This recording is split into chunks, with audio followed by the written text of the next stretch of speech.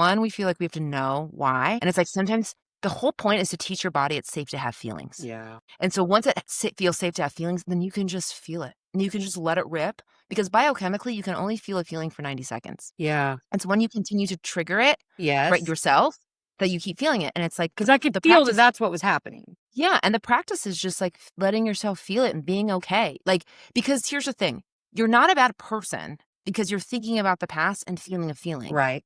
That's where a lot of us get in trouble is we're like, but I should not do this. I know But better. I'm better than I know better. And it's like, just feel it. Because usually if you just feel it without the analyzation, you chuckle at the end. I mean, really, you just chuckle at the end.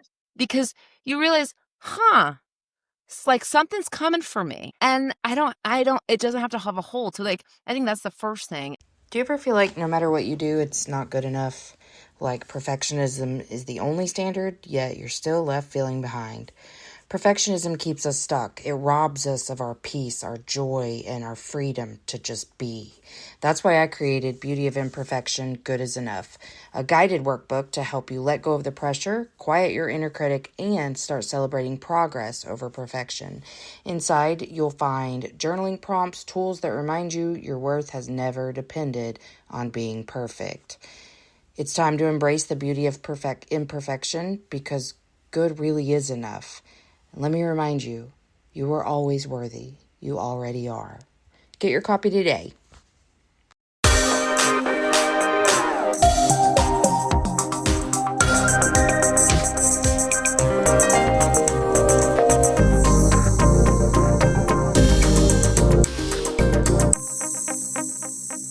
Emotionally unavailable. Welcome to Emotionally Unavailable, the podcast where we dive deep into the world of emotional availability and intimacy. I'm your host, Malisa Hepner, and I can't tell you how excited I am to have you join me on this journey of self-discovery and connection. Whether you're navigating the complexities of relationships or exploring your own emotional landscape, this podcast is here to inspire, empower, and entertain. So get cozy and let's explore the depths of human emotions together. Hi, everybody. Happy Friday. Hope you're making it through your week okay. Hope today is fabulous and fun for you.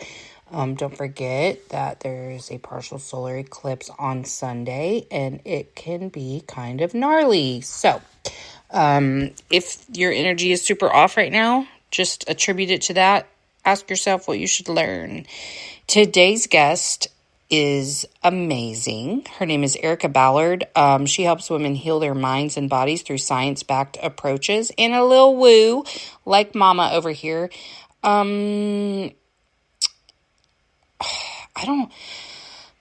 think when you listen to the episode, you're just going to know, like, how big I feel for her. She, like, literally just has such a beautiful spirit. Look at the picture that I post with the episode because you're going to get so much of her energy just from that picture. Like, just a beautiful energy.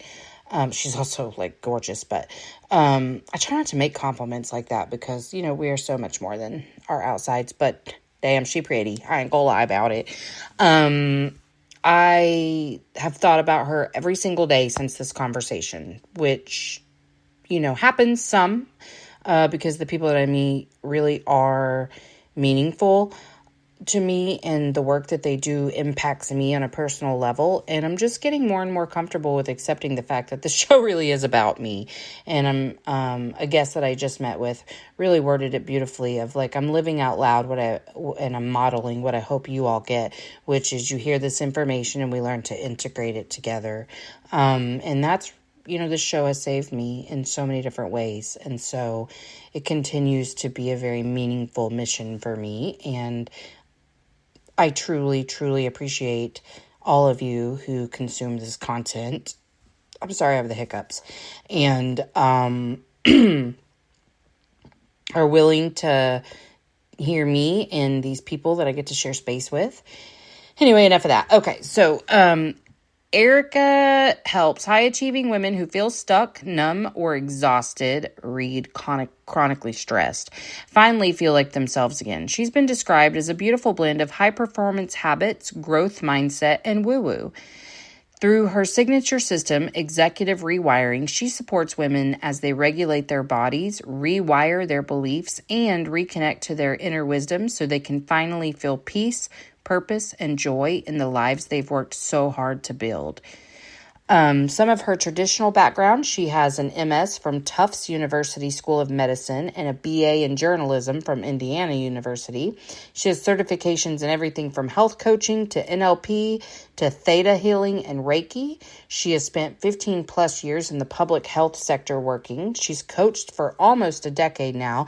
She's been featured in Forbes, Women's Health, WTHR Indy, and among other media. She currently lives in Denver with her husband, 2 beautiful daughters, and 2 cute pups. So you're really going to enjoy this episode. I just know it. And I'm going to let it speak for itself. Again, patient with the ads. It's an income source. If you hate the ads, feel free to join the Patreon that is set up for the show recently. $3 just to support the show and become a friend and be supportive of our mission. $5 will get you the ad-free episodes. $10 will get you ad-free episodes and the monthly workbook that I create. It's right there in the Patreon. Releasing a new one this weekend. And $30 if you are wanting to advertise anything that you are doing, as long as it's aligned with Emotionally Unavailable's mission. And yeah, so I love you guys. I really appreciate you all. Here's me and Erica. Emotionally Unavailable. Okay, so I was looking at your Podmatch profile again this morning, and I want to look at it again and see which word it was that made me go, oh, Soul Sisters. I think it was when you were talking about having lived in fight or flight mode, but honestly, everything about your profile made me go, man, like personally at least, we have been on the exact same path because that's what I had to learn was I knew because I had learned a little bit about trauma. Not enough. I mean, like I had learned, oh, you need to regulate your nervous system, having no idea why the fuck it was dysregulated to begin with.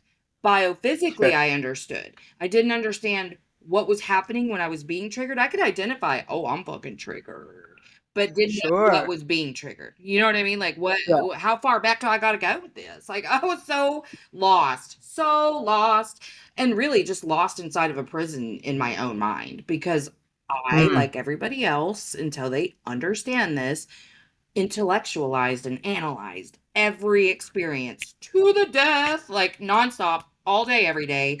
And then had to learn, like, oh, we have to actually learn how to experience feelings, which was a whole process.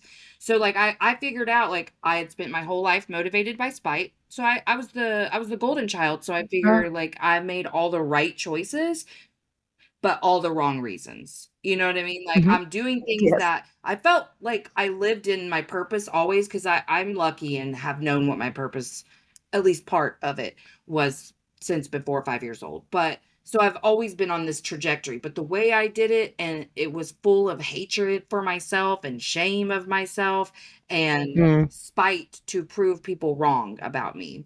Anyway, that was a lot of words. I'm a Gemini. But I was wondering kind of where you started. Like, what was your childhood like? Sure. I'm an Aquarius, so let's just... Okay, hey. A little air sign.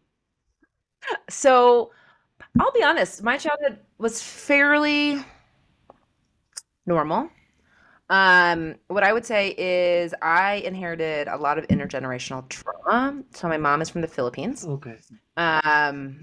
Feel like I could just end the sentence there. Yeah. Exactly. Okay. Yeah. And my and she's like fresh off the boat from the Philippines. And she wouldn't say this, and I love my mom so much, but I would say she harbored a lot of anger that she still doesn't even really know that she has, right? And my dad was one of 4. He grew up also in poverty. And his dad was an orphan, right? And so I just had a lot of people who really wanted to love. I really wanted to. And that space, like, we're all learning together, right? Like, we're all learning together. And what ended up happening is I got bullied a lot. So I got bullied in like 3rd grade, and I got like by the quote unquote popular kids. Okay. So I got bullied a lot.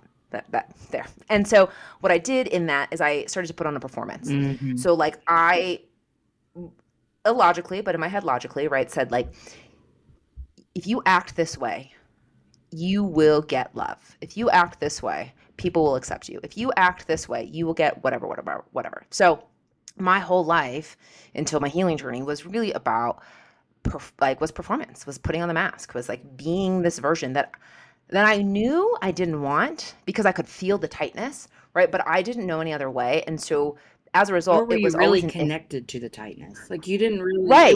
it was unrelated. Yeah, it was unrelated. And I would say as a result, I created, like so many of us, this if then narrative.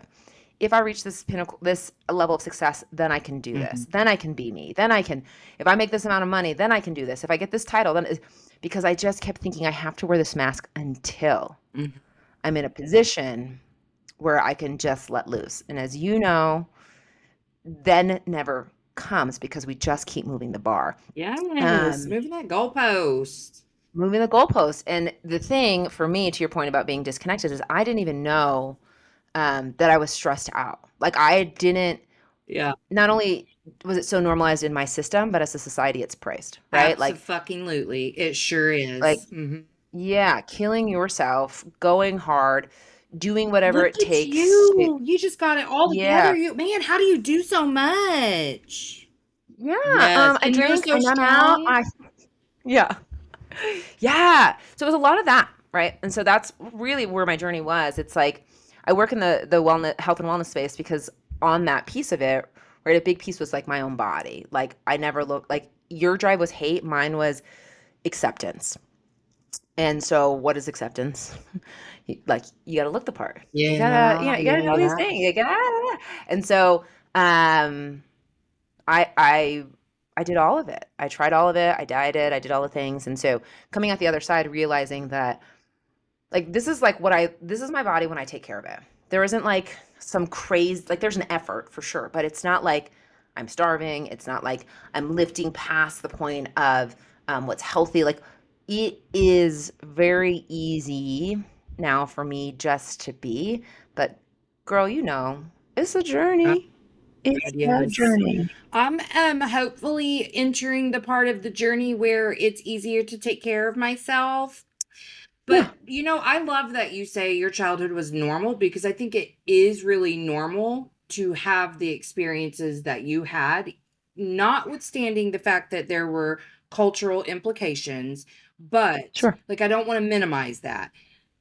Yeah. And that's what I've learned in this work on myself is it like, yes, I have a crazy story and I can see how from the outside looking in, like it's admirable or whatever the words are that people use. And, I just say crazy that I am here today to talk about it. But the more obvious to me is when somebody says like, I had a normal childhood and they have a hard time saying both. I fucking love my parents. Like they did everything they could for me and they had no idea how to help me walk through really important emotional developmental milestones. How old are you? 39. Okay. I'm 45. So nobody your age or my age or older had anyone that understood. No one. So we were an entire society walking around telling people, stop crying or I'll give you something to cry about, rub some dirt on it, walk it off, or, be a big girl, be a big boy, or don't be a baby, all because we're uncomfortable when we can't fix something. It brings up our own shame because we can't be perfect and superhuman and fix whatever's coming up in this person that's crying. Even adults. I mean, like your friends. I remember feeling incredibly uncomfortable when my friends would cry and be like, you're so strong. I did it all too. I mean, even though I hated it when it was done to me, I did it too because we don't know what we're doing until we get some tools. And I just don't believe the tools really existed before a certain time. I mean, I guess they were Mm. there in terms of like the Enlightenment period and shit like that, but like no one in my world had any sort of understanding about emotions or authenticity, any of that. It was very, the boomers were really programmed and then programmed the next generation to believe that how you look on the outside is the most important thing. Your appearance, both individually and how you reflect on your family, and putting other people's comfort above your own should be seen as like sacred. Like that's the way that we have to live our lives. And I don't think that it takes having a crazy childhood to have gotten that programming. You know what I mean? Yeah, so there's a couple things. One, no, I don't think you have to have a crazy childhood. I call it the purgatory of mundane. That's where most of us live, right? Yes, We're just like, yes. most of us are like, I shouldn't be complaining because I didn't have, your childhood. I shouldn't be complaining because, but like, you're just like numbing out. Yeah. That being said, I think there's a couple things that I want to underscore on my end is like, I understand like as a collective, like boomers, right? Didn't, but I know them. I actually know them, like people in their 60s and 70s who did parent differently, who did do those things. So That's I crazy think to it's me. just I believe it's you. just I in, believe you, but it's yeah, like unbelievable to me. it's I've in the not met minority. any. And here's what I would say too, and I know that this has to do with my culture as well, but also my studies is like it's like boomers dot dot dot in the West because if you Yeah. want to check out like Yes, that makes Ayurvedic, perfect sense to me. Buddhist, like Yes, exactly. Eastern That's why I was like, yeah, cultures, I like know it was out there because there was these principles that have existed beyond the measure of time. But thousands like, of why years. the fuck did we take so long here to understand any of this? So yeah, no, that's a Yeah, great point because yeah, from what all the things I've learned in terms of spirituality, especially that's been yeah, around for ever from the beginning. I ever get that, beginning. but damn it, like, why did it Yeah. take so long for any of us to understand half of this stuff? To get into that spiritual space, it's like because this is the experience we said we wanted to I have. know Like, it. Damn it. it, I know. I And know, I did know. you, when you got better, for lack of a better Mm, phrase, because I'm just, yeah, apparently being that's an elementary schooler this morning. we're here for it. Did you have that little period of remorse of like, if I had had this information sooner, like I always have to remind myself, like, that was a part of this journey. That was that you wouldn't have gotten the information if you didn't have that part of the journey. Like that was the before, this is the after. But damn, I spent a long time, that's an exaggeration. I spent a minute really like my kids' lives would have been different. I would have been different. Like if we just had this information that to me does not seem very difficult now. I at first when I started practicing stuff, it seemed kind of hard, but didn't used to. Yeah, I mean, I still do at times, right? Like, I don't think you ever fully get over it. What I think is the refractory period is shorter. You're just like, oh, but like Yeah, yeah, that's a good I point. think that I would love, like, if I lived on a hill, like in a mountain, I think I wouldn't have any regrets. But not doing that, not being a cave person, right? Not being a monk, unfortunately, I I do. I have those periods where I'm like, ooh, you could have done this or you could have said that. And even like in my healed state, right? I still don't talk to my kids the best way that I can. I still don't talk to my husband the best way that I can. I still don't always think the best thing of strangers. Like the guy who was like riding my tail I told you about at the beginning. I was like, if I just pump this brake, bruh, it's on for Yeah, you. yeah. But it's like, you have those things and the goal is just to, like, see it and move through it, Yeah. versus hold the regret. And that is a lot easier. It's just these moments I look back and I'm like, oh man, if I would have done this, if I would have done that, if I would have been in a completely different situation. But also like I couldn't have handled the different situation. So Like true. So true. I couldn't have Well, I handled it. think So what you just made me think of by saying that is that I talk about this a lot because it still feels very profound for me. But I don't know how I decided to, like, I couldn't really, aside from like the normal steps that you take to cultivate self-love and whatever, but you know how like paradigm shifts just happen like in an aha moment. So my first yeah. one where I really felt love I was like, "Oh Mhm. shit, like that's okay. I get this now." And that was when I also realized this is why I never felt loved by anybody and why I believed that I loved everybody else so much more than they loved me. It's because I didn't have this. I didn't love myself like this first. And this Mhm. is the only, I believe this is the only real love that exists. Everything else is like chemical responses, Mhm. is the love you cultivate within and then you share that with others. Yeah. But that was like a completely aha moment for me. Like it changed so much for me. And then even just the remorse in that sometimes, like, damn, all that time. But it's the same for me of you couldn't receive love then. You wouldn't have been able to hold the information if you got it whenever, before each Yeah. step of this journey. So to me, it's all the same. Like it was what I signed Yeah. up for. Like you said, like that I had to go Mhm. through this really profound darkness to feel Yeah. such bright light. I mean, duality is the thing here, right? Like that's the my mentor, I love how he puts this. He's like the first part of your spiritual journey is understanding it's all an illusion. And then the second part of your spiritual journey is recognizing that God's in everything. So this is another way to put it is like right recognizing that like you create your own reality and then also recognizing that nothing's good or bad. But to get to a place where you can even address the fact that duality is not there, you have to work within it. And I think that that's the piece like when we're on this healing journey, we're all trying to rush things, we're all trying to move things through, we're all trying to intellectualize, and it's like those simple steps to your point of like, this, like, I didn't see people doing this is like in the West, we really praise intellect and success over everything else. Whereas what the East has known for so long is like, you already know everything. And that the Yeah. things that are around you are the tools, your body included, right? Me working in the wellness space, like your body is also one. And we stay disconnected. We try to stay in our head. And we do that because we live in fight or flight. And that's what biologically, biochemically, we're designed to do. And for me, that's why with this healing journey, it was so important to start to focus on the body instead of just the mind, because really smart people have the hardest time healing themselves because they hope that they can osmosis their learnings from a book. You know what I mean? Yes, I was just talking about Yeah. that. And that's something like that I've talked to my husband about quite a bit because he is also an Aquarius. And Mm. he's always been a student of life, but Yes, I the do. Yeah, I integration really do. piece is really missing there. Like takes in a lot of information, but don't see him integrating the learning a lot.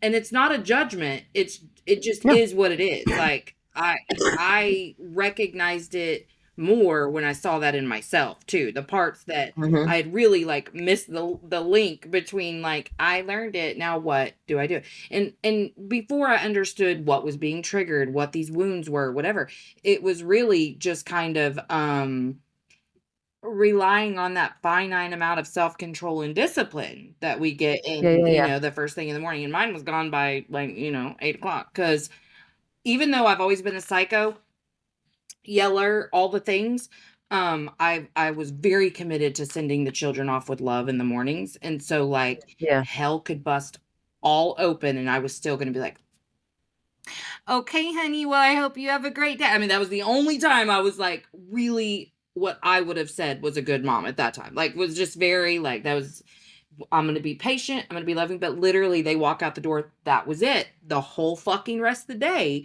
I'm at a 10 because I just used it all up. I used it all up and then didn't even know how to like get out of the, from a 10 to like a 6 to manage whatever had come up during that. But that's a really good example of all of those things happening and getting me to that level of escalation Mm. because it triggered so much shame in me. Like, oh, you a perfect example.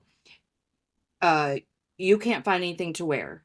I'm ashamed because I didn't do enough laundry and I wasn't organized enough to lay it all out and make sure da da da da da. Yeah. And then whatever else failings as a parent, I was sure I was, whatever. I can still Mhm. do that, but I recognize it now and I just stop the cycle in the middle of it. And I'm like, oh, we're not doing that today. But like that was every day of my life. Yeah, and I think people have that in more extreme and less extreme than you, right? I was actually just talking with a client about this. She has, she could speak to her, she could be kinder to herself. Like we'll say that, right? She could be kinder to herself, and then as she's moving in her, or like moving down the line, right? And she's working on change, her subconscious is like coming out to block a lot of her moves, and so workouts she wants to be doing not happening, or feeling like they're not happening, conversations she wants to be having with herself, not happening, reflecting on the day, not happening, right? All the like tools, right, that exist. And the issue I think that people run into, just given your example, is they become like, and the Aquarius and the integration, all that stuff is like, right, we become, what we do is we just become really self-aware. And we're like, and then that triggers more shame, right? I know better. That's the word. I know That's the better. words right And there. so Yeah. it's where like self-awareness also becomes a crutch. And this is why for me, again, it goes back to like working with the body and the soul, is because you can't aware your way out of pain. Like what really has to happen is you've got to get back in. So those tools of like, how do I increase my self-awareness? How do I increase my, or no, sorry, willpower, is by being able to stop and say, this is happening to me. Like, what's the feeling that I want to feel instead? Because this is what people do all the time. They talk about like what we're talking about, and then they're like, and I just stop the thought. And it's like, yeah, but how do I stop the cycle? And it's like, you stop the cycle by saying, you become the witness. Oh, I'm doing that thing, Yeah. self-awareness. This is where it's really helpful. Then we say, okay, well, I don't want to do that thing. I don't want to feel that way. I don't want to act that way. And so then you just reverse engineer. Okay, how do I want to feel? How do I want to think? How do I want to see? And it's like, or like, and what do I want to be doing? I guess, what do I want to be visualizing and what do I actually want to carry out? And I share that as a helpful tool because the conversation we're having is like one of like two healed people who are like, dude, we fucking did it on the other end, and we want to learn, and it's like, and it's so cool. And for people listening, it's like the reason why we can laugh and joke that we were like psychopaths and like wanting to like break a car, like, like let someone hit us in our car, is because what we realize in it is that like just to fuck up their car, right, is that we realize, oh, I'm doing something that's in it not aligned, misalignment, they would say. And like, we don't just stop the cycle by like not thinking it. There's like a whole process, right? And from a biological standpoint, the reason this matters so much is because you can train the brain to stop sending you thoughts, but you can't do it by thinking more, Yes. But right? damn it, that Like, is so counterintuitive. Like it's I not know, what we think. Like that's I not how know. you would envision changing your whole life, is to actually, uh experience a feeling, Feel. like, and that's, I always have to be very specific and use the language of experience a feeling, because I thought I was Yeah, feeling plenty of shit before, but sure. I was Yeah, just thinking. This yeah. thought keeps coming up, so I'm like, okay, I'll talk about it. I don't know why, but it just, but when I was getting ready this morning, and by getting ready, I mean, washing my face a little bit, Hmm. um, I kept thinking about this lady that I worked with at a school, and she was a real bitch to everyone. Like everyone. She Hmm. was a paraprofessional and older. I mean, at least a boomer, but she may have even been older. But anyway, she was a bitch. I'm not playing with. She was just really not nice to people. She was pretty nice to the kids. Well, sort of. If they were any sort of a behavior issue, bitch. I mean, really. And so it started when she would get pissed because I was working with a girl, and one of the things that we did was she would sit with me during lunch to, like, for several reasons. I was the fucking school counselor. I can do that if I want to. Rude. And she'd get pissed, and she's like, well, she's worse after she's been with you, and blah blah blah, just going off on me, like in the cafeteria. Then one day she saw me playing around with a student in the hallway as we were waiting for them to go into the lunch line. She don't know why I'm playing with her. She don't know nothing. And she comes up and screams at me about, Hmm. don't do that, and you're being a bad example for kids, and blah blah blah. And literally it triggered every little grandmother issue I have, because I was raised by my grandma. And I was like, but see, I would freeze her fawn in public. Like I didn't, especially with an elder, like, you know. And really I was so pissed at myself later for not, like, at least respectfully standing in my authority instead of just like completely freezing. And I kept thinking about her this morning and I was getting really pissed, like really pissed.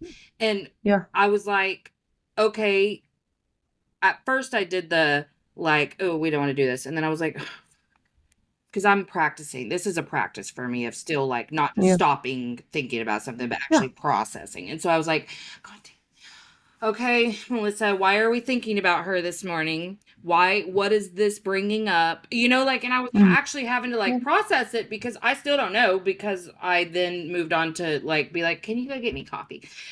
But like, I'm still working very hard on not jumping straight from overthinking to just pretending it didn't happen. Like that middle ground is still where I'm really working because well, it was such a relief to get to a place where I could shut thoughts off because I didn't used to have that power. And now I do. And it's nice because I'm prone to overthinking during PMS. I have PMDD, it's a whole thing.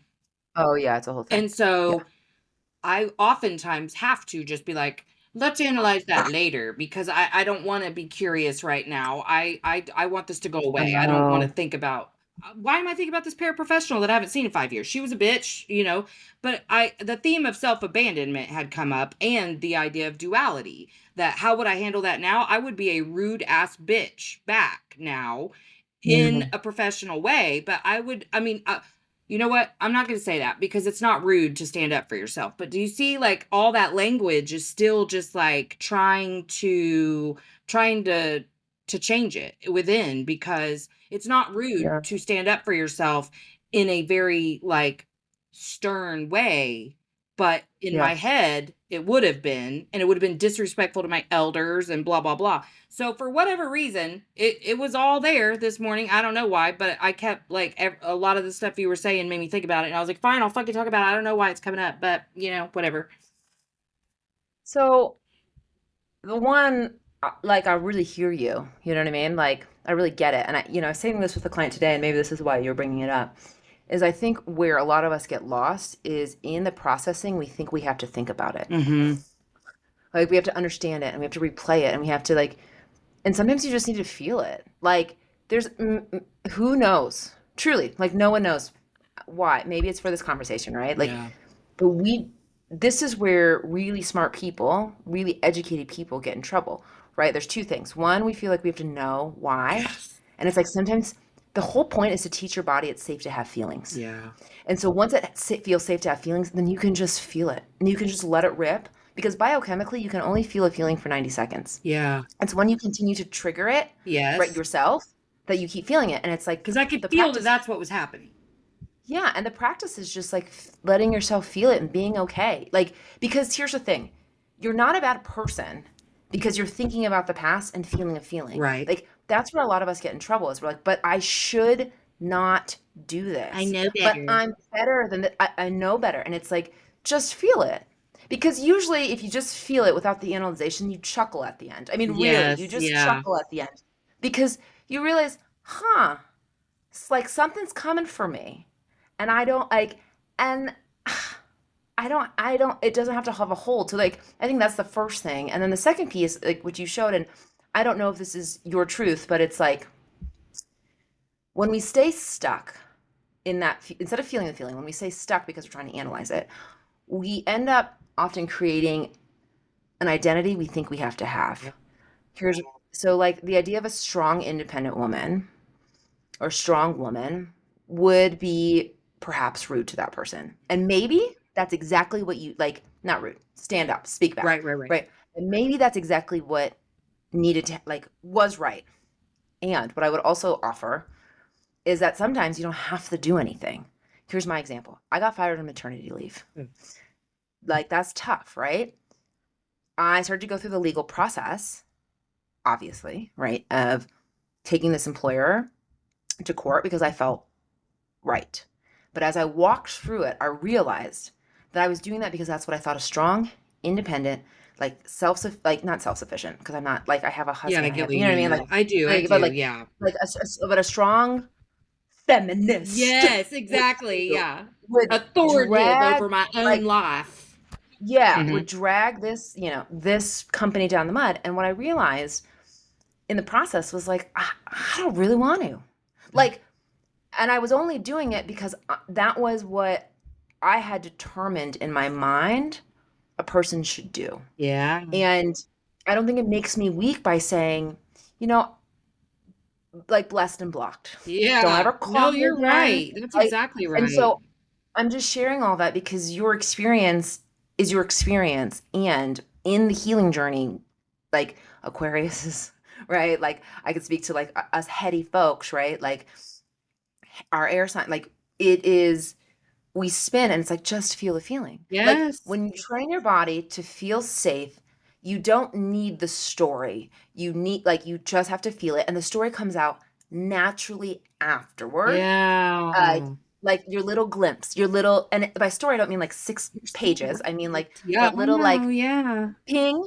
And like, right when Well, you because get you lost figure in it the out story, once you hit the feeling spot. once you get the feeling, and Yeah. then when you spin, you're creating an identity, like somehow you're separate from that identity. Yes. You are a strong woman, right? So like you don't have to prove it, and like we don't have to go back in time to rewrite the story to prove. You could just say, "Oh, that's what I had to do to survive," and strong people survive. Yeah. Okay, and Yeah. let's move it on. And so, to me, this is the stuff that's really gets fun in healing because I'm on the other side of healing where most things are fun. Yeah. Like, Yeah. but for a long time, I was in the trenches where like it was just pain. Yes. But we heal to hold joy. Mm-hmm. And that's where I am. And I feel really fortunate because like I get it, right? And feelings like I cried so much. It's like listen, your girl cried for like 3 hours. Okay? Like bawling snot, like I have feelings and I no longer get lost in them. Right. Well, because feelings are different than driving yourself crazy by thinking. And it's just funny, Yeah. like I'm laughing a little bit at myself, not like in an unkind way, but because I Yeah. preach nonstop about getting out of your head and into your heart. But it's still tricky for me. That was a very sneaky way.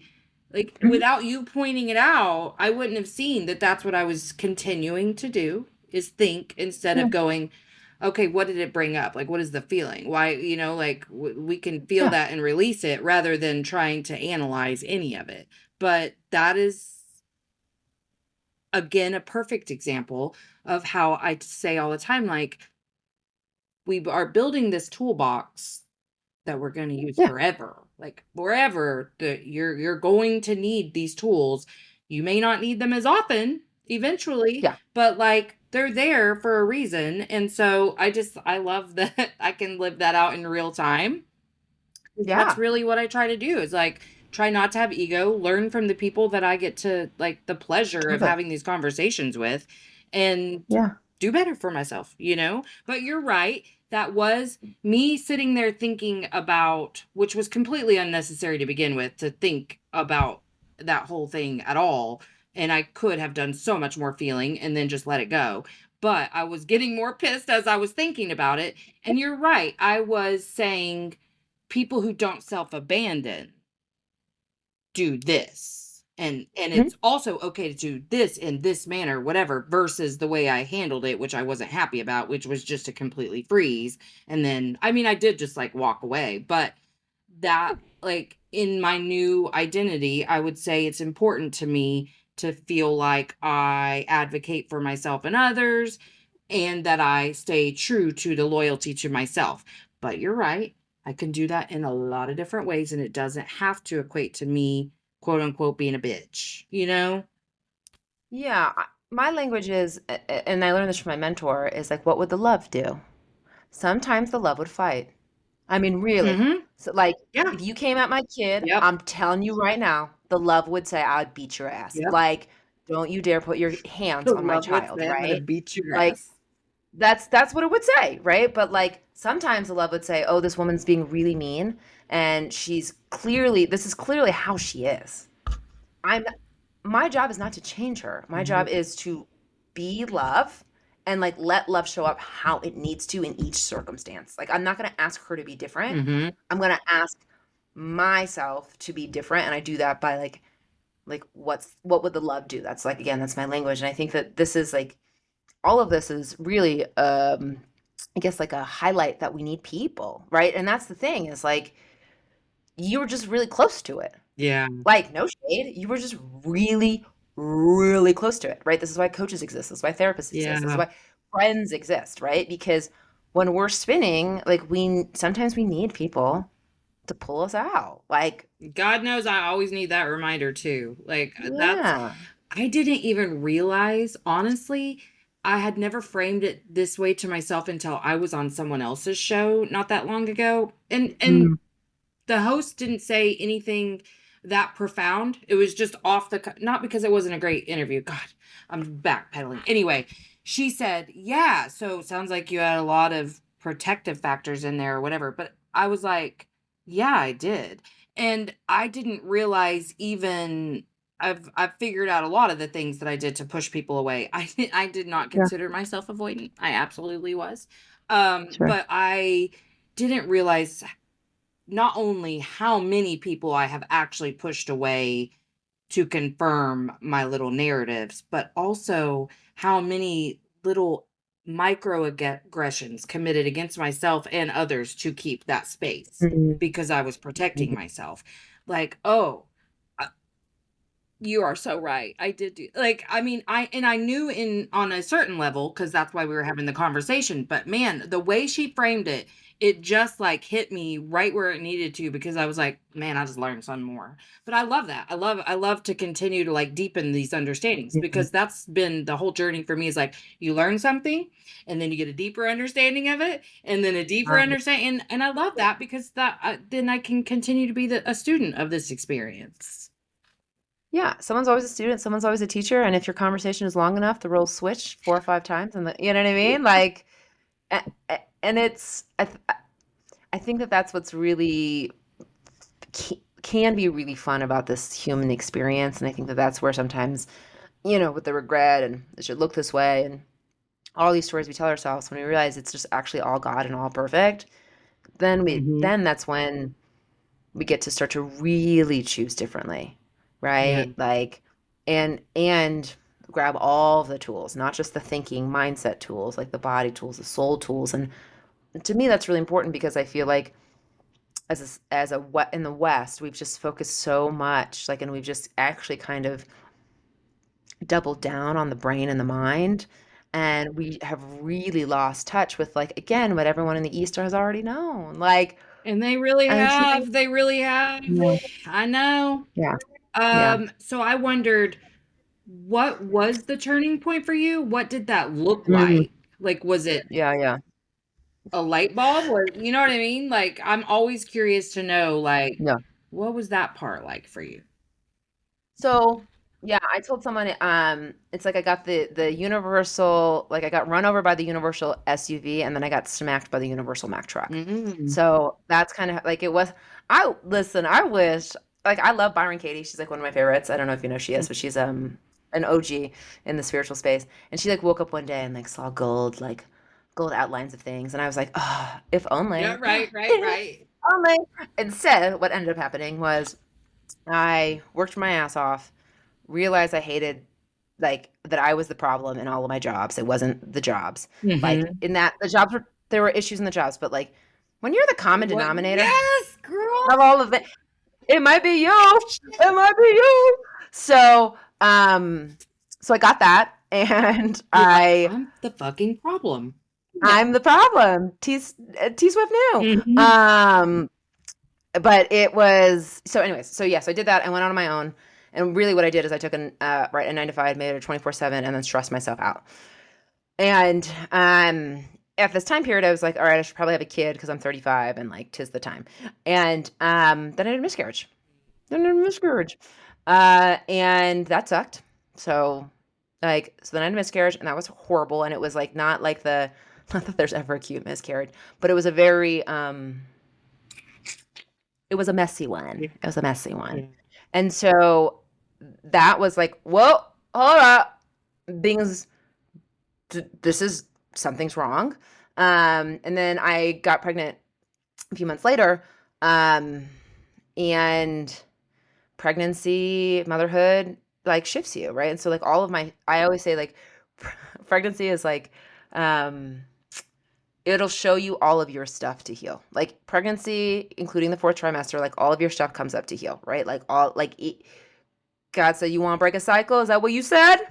Here you go. Here's all of the cycles you are available for you to break. Right. And so that happened, and I just got really lost. I mean, there's no other way to put it. So I got really, really, really, really, really lost. And so what I did is I dived really deep into spirituality.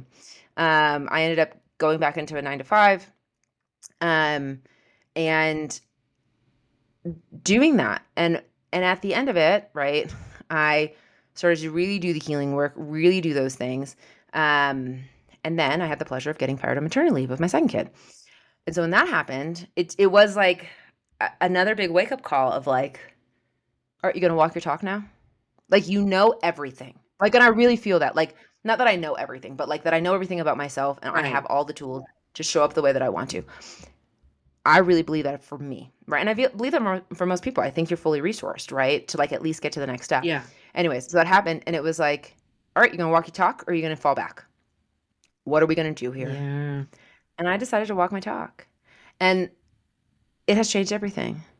It has changed everything to say, I know what to do.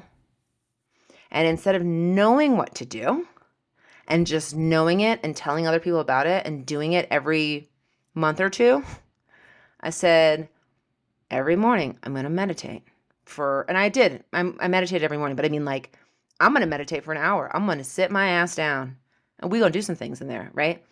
Every freaking day I was there. It didn't matter if I got up at 9 a.m. It didn't matter if I got up at 6 a.m. It didn't matter. It was happening. And I journaled, and I went to different healers, and I continued to take care of my body in a really big way. And it was just like, I am committed. And every single time I was like, I don't know, I'm going to make money. I don't know. I'd be like, God's got me. It's going to happen. This fear is not real. Like, it's real right now, but it's not true. Yeah. And so that's like my journey. Like, so that's what it looked like. It was like basically just proving myself, realizing I was a problem, intellectualizing it, and hoping to create enough success to like finally deal with it. Then having a miscarriage, then getting pregnant, then getting fired on maternity leave, right? Like it's been a 5-year, I've been on the journey for over a decade, but I would say it's been a concentrated 5 years. Yeah. A concentrated 5 years where it was just an opportunity to get lost, find myself again, and walk the talk that I had been preaching and learning about. Because I do feel that on the healing journey, a lot of people start to get the language, and then they get myself. This is me, right? But I do see it a lot. Is like we get on this like soapbox. Yeah.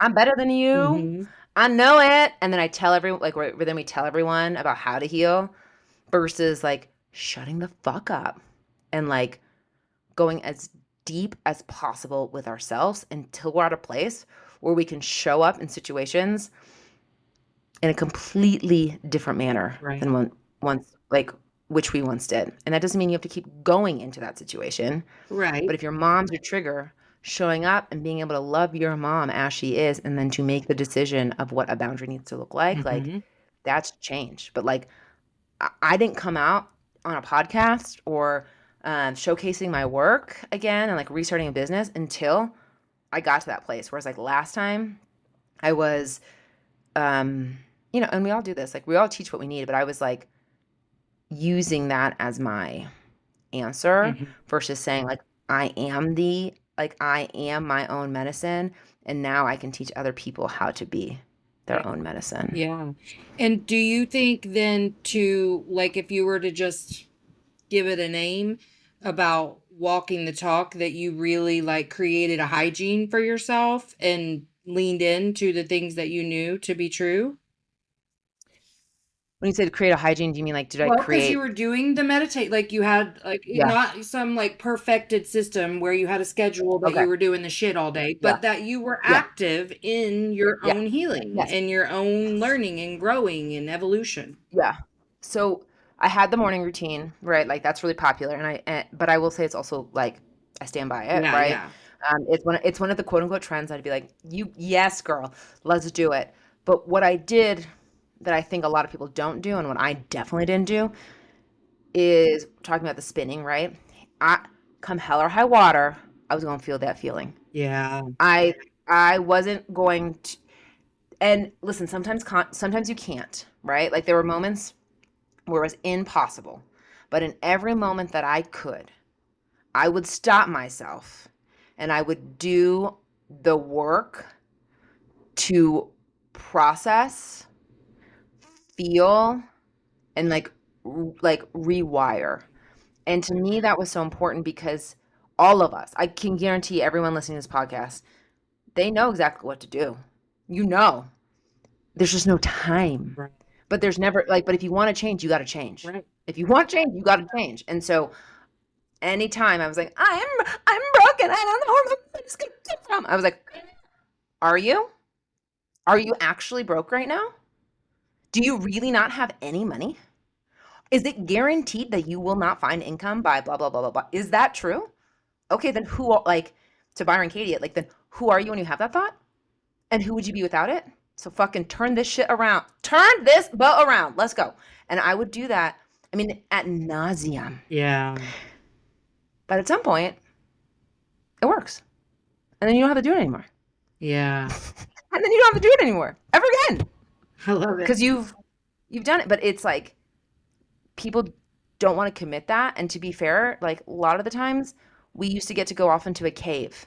Right. Right.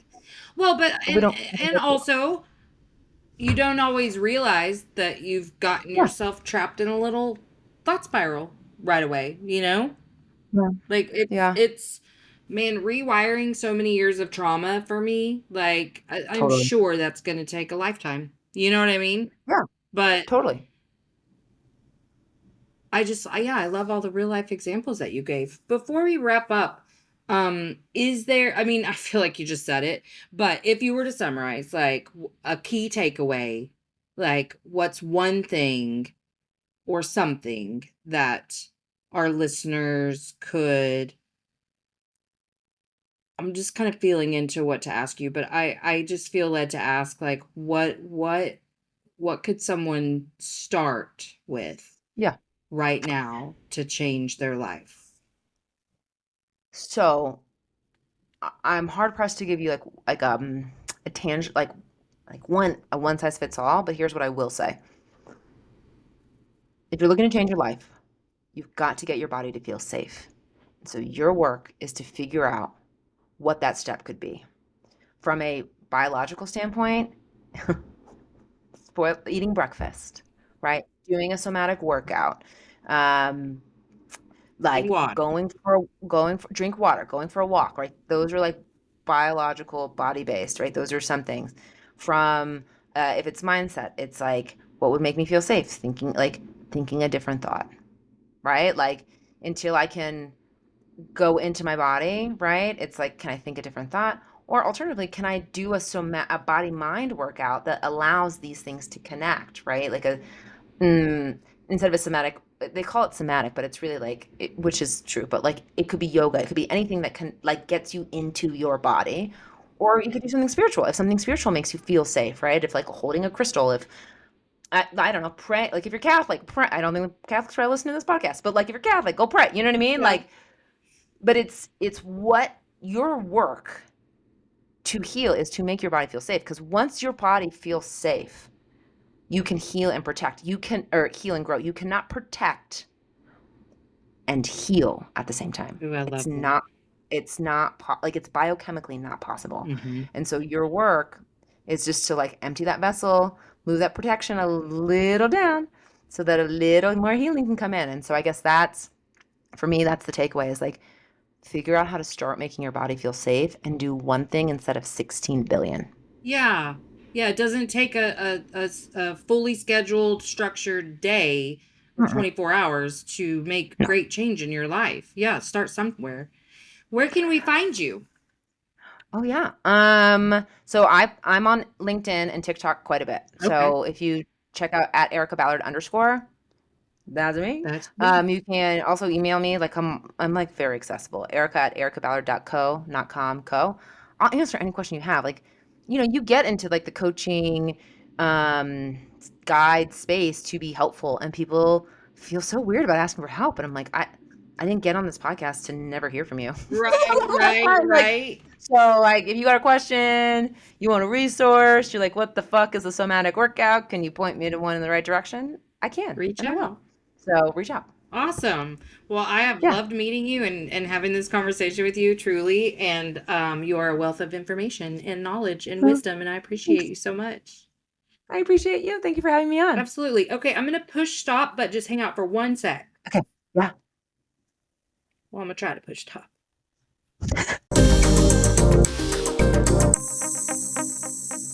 Emotionally unavailable. Hey, make sure you've given the show a 5-star rating on whatever platform you're listening to if you haven't already. And check out my website, empoweredwithmelisahepner.org, or my link tree on Instagram at melissa.hepner to check out my latest offers or workshops. All right, that's it from me. So make sure that you check out the show notes for links. And until next time, let's all just keep swimming. Emotionally unavailable. INDEPE and cut.